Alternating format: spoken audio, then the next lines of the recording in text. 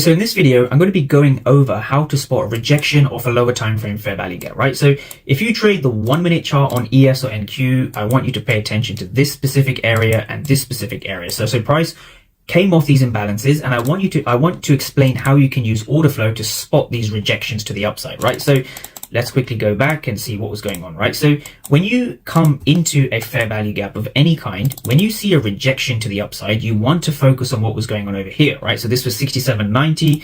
So if we go to the ATAS platform and kind of take this up, this was now again 66.90, sorry. So if we go to 66.90, what we can see is a 3-bar pattern where we see a red candle, lots of aggressive sellers, a green candle.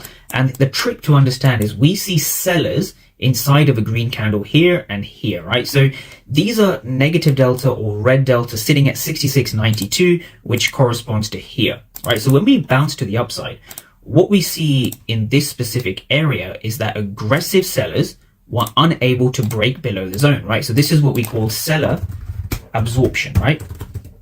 Just going to write ABS, right? This is a seller absorption, right? Because sellers were unsuccessful to break below this level.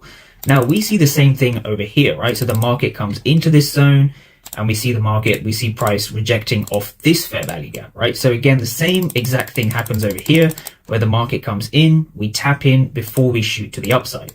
Now, what was going on specifically in this region, right? So we want to focus now on around 6,700 on the 25th of November, right? So 6,700 was just over here, right? So again, 6,700 over here, we see aggressive sellers, and then the market rips to the upside, right? So if you're a trader and you're trading fair value gaps, right, and you're struggling to find the exact entry, it's because of this, right? So when you have these candles with the order flow, it gives you a better insight as to seeing the aggressive sellers failing as the market begins to tank to the upside.